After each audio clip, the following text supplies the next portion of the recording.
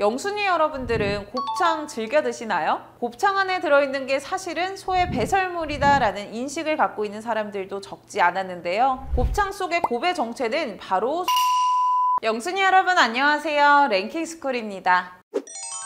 우동이나 라멘을 주문하면 고명으로 올라가는 동글 납작한 귀여운 모양의 어묵. 국내에는 육개장 사발면에도 들어있고 생김새가 꼭 회오리 모양처럼 생겨서 이름도 소용돌이 어묵이라 불리는 이 어묵에 알고 보면 재미있는 이야기가 숨어있다는 사실 알고 계셨나요? 많고 많은 어묵 종류 중에서도 하필 이렇게 생긴 소용돌이 어묵만이 고명으로 올라가게 된 건 두 만화가와 관련이 있다고 합니다. 음식 얘기하는데 웬 만화가 싶지만 이 어묵이 두 만화가가 나고 자란 고향의 특산품이었기 때문인데요. 지방 부흥을 위해 야심차게 만든 어묵이 잘 팔리지 않으면서 마을이 엄청난 재고와 부채를 떠안게 되자 어떻게든 고향에 도움이 되고 싶었던 두 만화가가 그때부터 자신들의 만화에 나루토 마키를 고명으로 넣은 것이 시작이었다고 합니다. 그렇게 만화의 흥행과 함께 전 국민들의 뇌리에 각인돼 버린 이 고명 덕분에 지금은 우동이나 라멘에 나루토 마키를 넣는 것이 국룰로 인식되고 있다는 이야기였는데요. 모르고 먹었던 이 작은 어묵에 이런 비하인드가 숨어 있었다니 너무 신선한데요. 하지만 이 이야기는 일본의 한 예능에서 처음 소개되며 알려졌을 뿐 다른 어디에서도 출처를 찾을 수 없는 데다 나루토 마키는 사실 메이지 시대에 라멘이 생길 무렵부터 있었다라는 주장까지 나오면서 도시 전설일 가능성이 높다는 의견에 힘이 실리고 있습니다. 그런데 이렇게 단순설에 지나지 않고 그동안 정체를 모르고 먹었던 사람들을 충격에 빠뜨린 음식들은 생각보다 많다고 합니다. 오늘은 지금까지 모르고 먹고 있었던 음식들의 충격적인 정체 탑5에 대해서 알아볼게요. 5위 치킨뼈 흑색 살덩이. 오늘 저녁은 치킨이다. 고된 하루를 마치고 치킨을 시켜서 맛있게 먹고 있는데 눈앞에 보이는 수상한 살덩이 뼈에 찰싹 붙어 있어서 분명 이물질은 아닌 것 같은데 볼 때마다 거무튀튀한 색깔과 특유의 냄새 때문에 이거 먹어도 되나 매번 고민이 많았는데요. 실제로 씹어보면 퍼석퍼석한 선지와도 식감이 비슷해서 핏덩이가 아닐까 하는 생각까지 들었는데 이 흑색 살덩이 알고 보니 게페, 그러니까 닭의 폐였다고 합니다. 인체와 마찬가지로 닭의 갈비뼈에 딱 붙어있는 게페는 원래는 거무튀튀하지 않지만 조리 과정에서 검게 변하면서 이런 모습이 된다는데요. 아니 그런데 생각해보면 다른 내장들은 다 깔끔하게 제거돼 우리 밥상에 오르는데 왜 폐만 저렇게 제거되지 않고 치킨에 그대로 남아있는 걸까요? 그 이유는 생닭 제조 과정을 보시면 알 수 있습니다. 보통 생닭을 제조할 때 꼬리샘을 잘라낸 뒤 항문부를 열고 내장을 제거하는 과정을 거치는데요. 이 과정에서 진공 파이프를 사용해 자동으로 내장들을 탈락시키는데 다른 내장 부위와 달리 폐는 갈비뼈 사이에 꽁꽁 파묻혀 있는 탓에 미처 떨어지지 못한 부분이 이렇게 치킨에 남게 되는 것이라고 하죠. 그래서 생닭 제조 과정에서 가장 제거하기 힘든 부위로 꼽히기도 한다는 이 게페. 다소 거무튀튀한 색이 거부감을 들게 하긴 해도 인체에는 전혀 무해한 부위였던 것입니다. 물론 맛 자체를 불호하는 이들이라면 과감히 떼어내면 되겠지만 그동안 단순 비주얼 때문에 찝찝해서 먹기 꺼려졌던 분들이라면 이제 안심하고 먹어도 될 것 같네요. 4위 짬뽕 속 흰색 그것. 짬뽕을 먹다 보면 쫄깃쫄깃한 식감이 매력적인 건더기가 하나 있죠. 새송이버섯? 아니고 갑오징어? 또 아니고 에이 설마 비싼 전복은 더더욱 아닐 테고 맛있기는 한데 도통 정체를 알 수 없었던 이 음식의 진짜 정체는 바로 위고둥이라고 불리는 수산물이라고 합니다. 피디님 이거 소라 아니에요?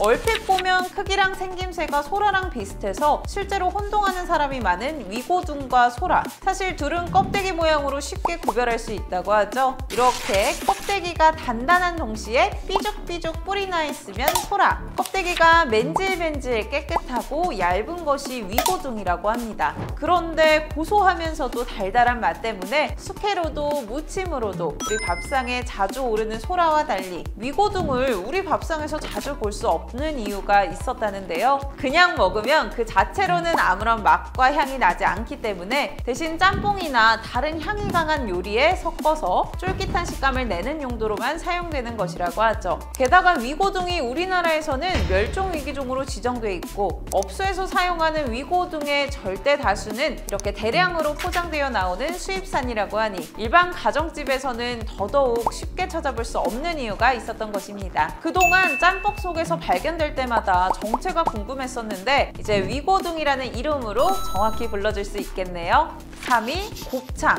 영순이 여러분들은 곱창 즐겨 드시나요? 원래도 마니아층이 많은 음식이었지만 몇 년 전 예능에서 화사씨가 곱창을 맛있게 먹는 모습이 방송되며 그야말로 곱창 열풍이 불기도 했었죠. 그런데 가끔 곱창을 먹다 보면 이 뽀얀 흰색 곱도 있지만 이렇게 유독 시커먼 곱들이 종종 발견되는 바람에 곱창 안에 들어있는 게 사실은 소의 배설물이다 라는 인식을 갖고 있는 사람들도 적지 않았는데요. 하지만 다행히 이는 사실이 아니라고 합니다. 곱창 속의 곱의 정체는 바로 소화액으로 소장벽에서 분비되는 소화액이 소장 안에 남아있는 수분 지방과 함께 덩어리진 형태가 바로 우리에게 익숙한 곱이었던 것인데요. 흰색 곱 말고 종종 검은색으로 덩어리진 곱들이 발견되는 이유는 다름 아닌 소가 먹은 것이 소장을 지나면서 소화가 덜 되어 저렇게 뭉쳐 보이는 것이라고 하죠. 배설물이 아니라서 다행이긴 한데 어찌됐든 소가 생전에 먹었던 것들이 지나가는 통로이기도 하고 그 과정에서 잘 세척하지 않을 경우 종종 저렇게 배설물로 오해받는 불순물들이 발견되기도 한다고 하니 업소들은 부디 꼼꼼히 위생관리를 잘 해줘야 할 것 같은데요.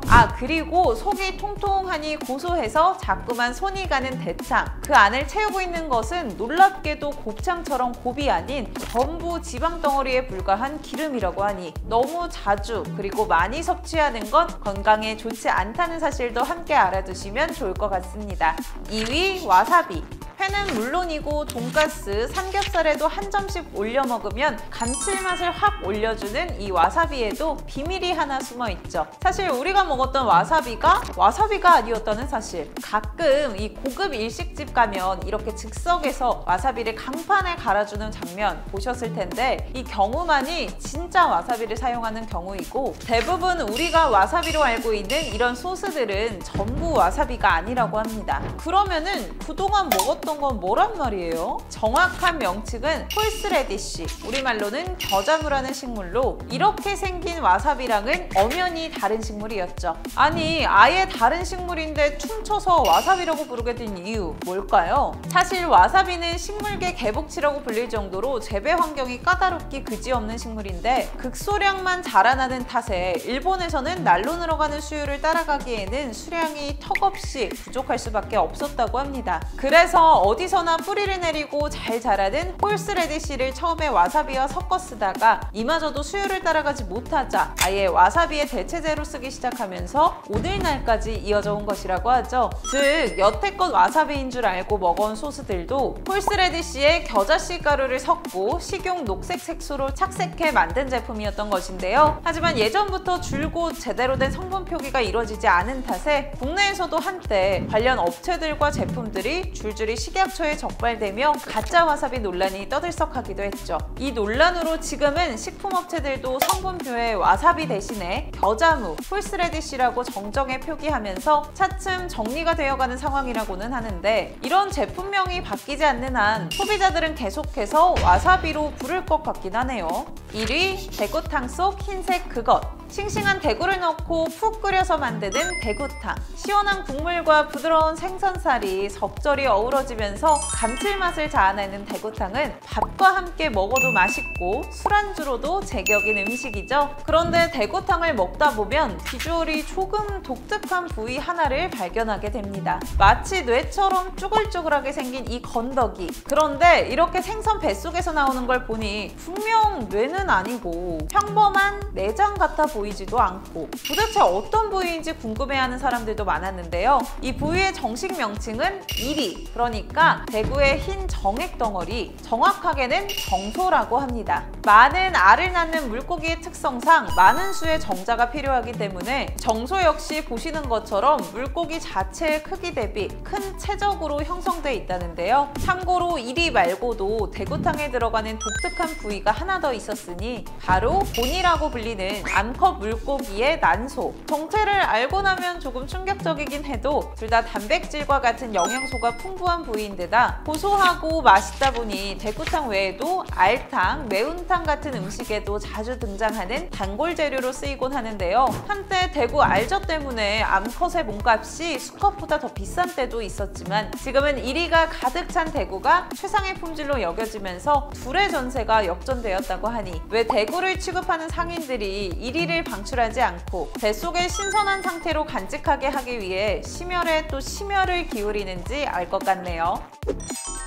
밥도둑하면 가장 먼저 생각나는 대표 음식인 간장게장. 통통한 다리살이나 몸통을 한 입 가득 와그작 씹을 때의 맛도 일품이지만 저는 이 게딱지 속 노란 알이 최애인데요. 숟가락이나 젓가락으로 살살 긁어내 밥이랑 비벼 먹으면 고소해서 밥 한 그릇 순삭인 이 알도 알고 보면 그냥 알이 아닌 개가 수정되기 전에 난소라고 합니다. 4월에 암꽃게는 산란기 직전이라 먹이 활동을 왕성하게 하는데 이 시기에 잡힌 개에서는 보다 꽉 찬 난소와 살을 맛볼 수 있어 많은 식품 업체들이 이 시기에 암꽃게를 대량으로 사들인 후 급냉시켜 게장용으로 주로 판매하는 것이라고 하죠. 이뿐만 아니라 평소 즐겨 먹는 성게알이나 명란 역시 평범한 알이 아니라 전부 난소였다는 사실. 그동안 고소한 알을 밥에 비벼 먹는다고 생각했는데 난소에 밥을 비벼 먹고 있었던 것이라니 알려주지 말지 그랬어요. 그나저나 그동안 정체를 모르고 먹었던 음식이 이렇게나 많았다니 진실을 알고 나니 조금 충격적인 것도 있긴 하지만 몰랐던 음식들의 비밀들을 많이 알아가는 것 같습니다. 지금까지 랭킹스쿨이었습니다. 감사합니다.